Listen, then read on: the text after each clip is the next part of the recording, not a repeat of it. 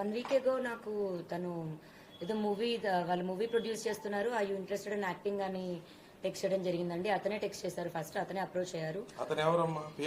Rajesh, lawyer Rajesh అని ఉంది, advocate Rajesh అని ఉంది దానిపైన. సో నేను అడ్వకేట్ని, ఏమైనా ప్రాబ్లమ్స్ ఉన్నా చెప్పండి అని అన్నారు. అప్పటికి కూడా ఇంకా నేను కళ్యాణ్ సార్తో మాట్లాడలేదు. అయినా నేను ఆ కేసు గురించి చెప్పి లేదా నా కేసు గురించి మాట్లాడాలని అయితే జరగలేదు. తర్వాత కళ్యాణ్ సార్ వచ్చారు, మేము కళ్యాణ్ సార్ త్రూనే వెళ్తున్నాము. అండ్ నా కేసు గురించి నేను మాట్లాడడమో, కేసు టేకప్ చేయాలనో, నా కేసు గురించి మాట్లాడాలి అని అయితే నేను అతనితో మాట్లాడలేదండి.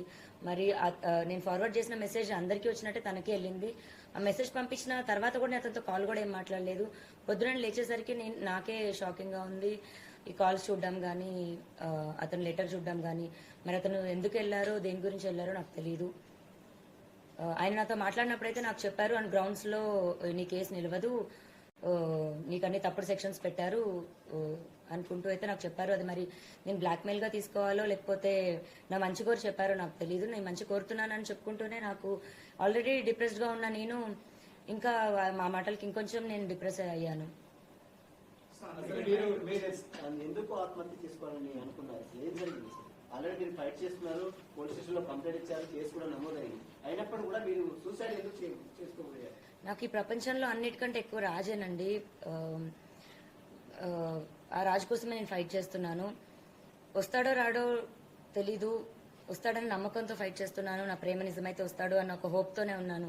అలాంటి ఒక టైంలో నేను వచ్చి ఫైట్ చేస్తుంటే రాజని నేను చూడాలో లేకపోతే ఇటు సొసైటీ చేసే మాటలకి చూడాలో, థంబ్నెయిల్స్ చూడాలో, కమెంట్స్ చూడాలో, ఇవన్నీ నేను తట్టుకోలేకపోతున్నాను. దీనికి తోడు ఈ లాయర్ నేను మాట్లాడిన మాటలకి వాళ్ళ పేరెంట్స్ అప్రోచ్ అయ్యారంట. మరి వాళ్ళ పేరెంట్స్ త్రూ చూస్తున్న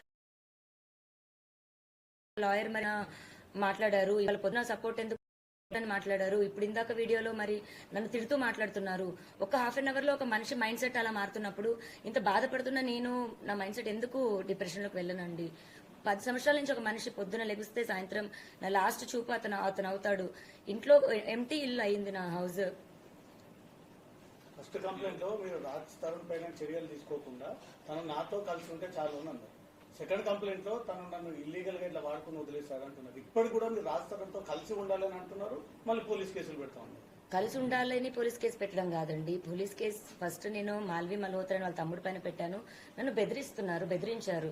అది కూడా ఇంకా కంప్లైంట్ ఒక్కసారికి రాలేదండి. ఇప్పుడు వాళ్ళు ఉన్న 6 మంత్స్ అంటే నాకు విషయం తెలిసిన 6 నెలల తర్వాత ఇంకా నేను భరించలేక బయటికి రావడం జరిగింది.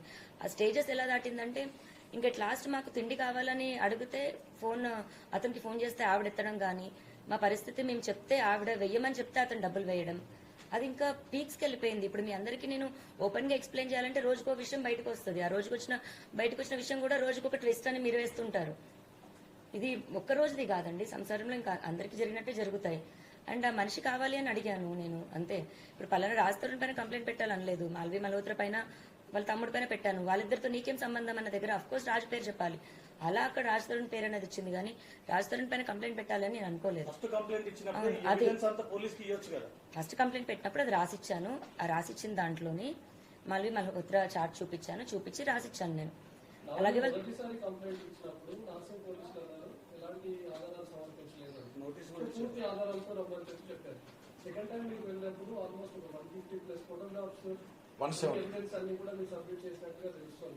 ఇప్పుడు నార్సింగ్ పోలీసులు ఏ విధంగా వ్యవహరిస్తున్నారు? రాజ్ తరుణ్ కాంటాక్ట్ అవుతున్నామని ఏమైనా చెప్తున్నారా? రాజ్ తరుణ్ పైన కేసెస్ పెట్టామని ఏమైనా చెప్తున్నారా?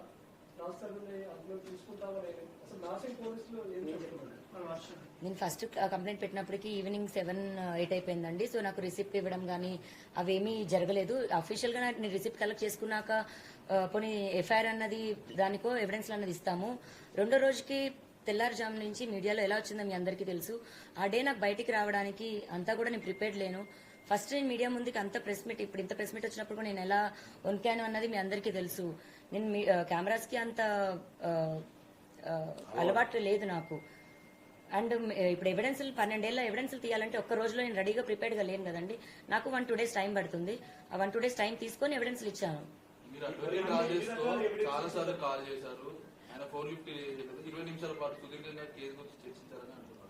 చాలా సార్లు కాల్ చేయడం ఏం జరగలేదండి, ఒక్కటే కాల్ జరిగింది.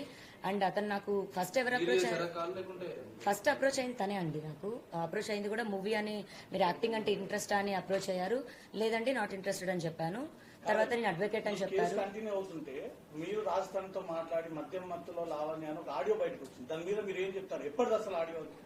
ఇప్పుడు మళ్ళీ నా పోరాటం ఒకటవుతుంటే ఈ ఒకదానిపైన ఒకటి రాజస్థాన్తో మారేటప్పుడు అట్లా లేదండి, అది లాస్ట్ ఇయర్ సెప్టెంబర్ దండి ఆడియో. అది లాస్ట్ ఇయర్ సెప్టెంబర్ నుంచే నేను మెంటల్ గా ఇల్లని ప్రూవ్ చేయాలి అని ట్రై చేస్తున్న టైంలోని 3 రోజులు నాతో అతను చేసిన ఏదైతే బిహేవియర్ ఉందో అప్పుడు నేను ఇంకా తట్టుకోలేక బర్స్ట్ అయ్యి నేను రియాక్ట్ అయ్యి నేను అలా అతను నాకు చేసిన బిహేవియర్